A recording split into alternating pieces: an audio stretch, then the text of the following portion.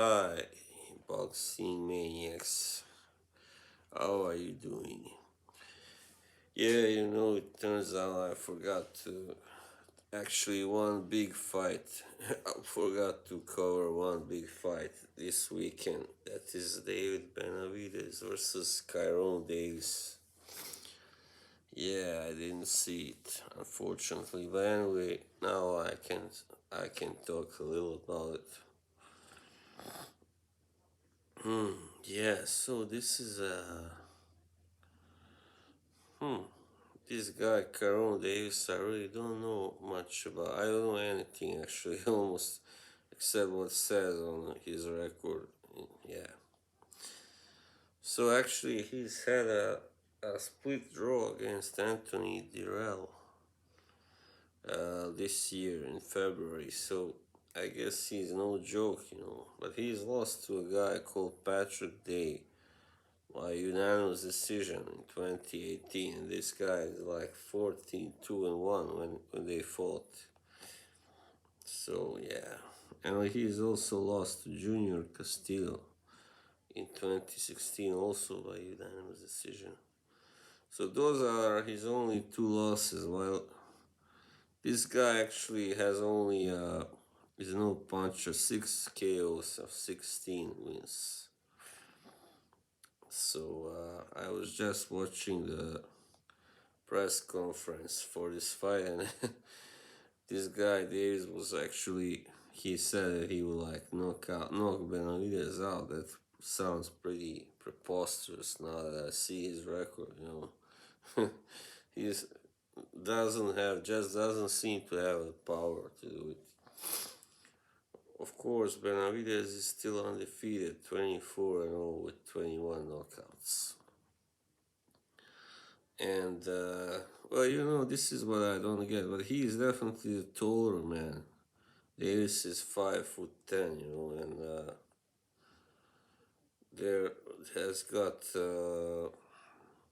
Benavidez also had a 1.5 inch reach advantage. But this is what I don't get before, because on the box track they can be very strange when it comes to heights. I remember first Benavidez was registered as being 6'2.5", and then he went down to 6'1.5", and now he's only 6.5 feet tall. But I guess maybe he's not taller than that, but it doesn't matter. He's still taller than Davis, and yeah.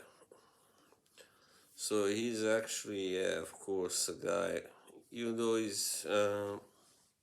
he has scored a few early knockouts, like against J. Leon Love,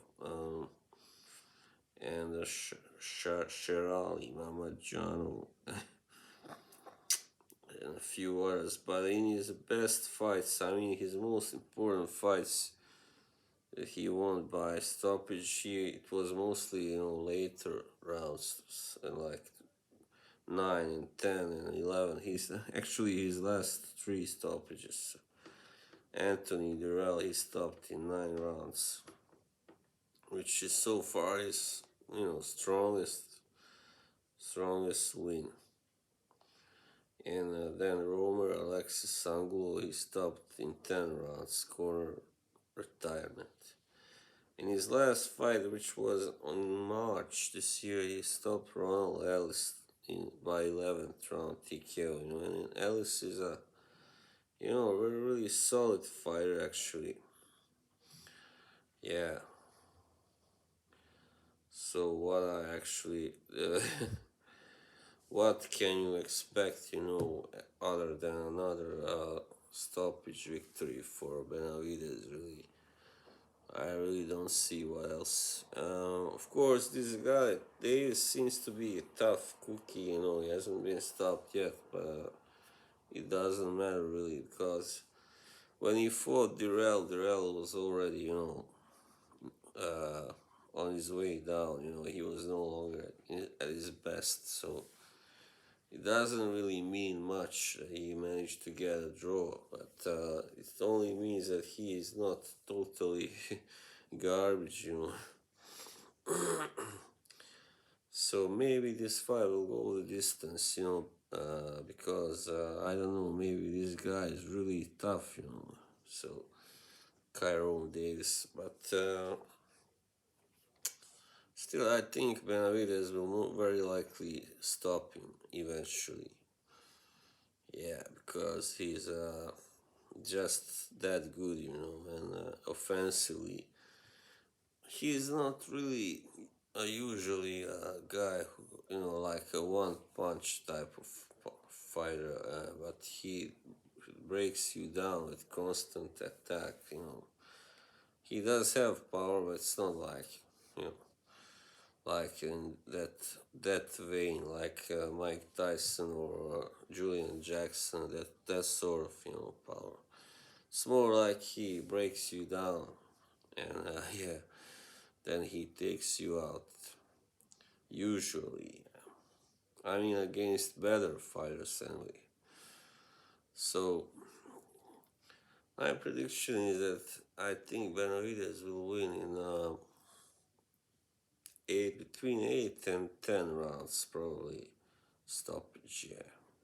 Because Kyrone Davis seems rather tough and game, otherwise I would have said like 6 rounds something. So yeah, that is my stoppage. So I can't wait for that David Benavidez to finally get this a big fight.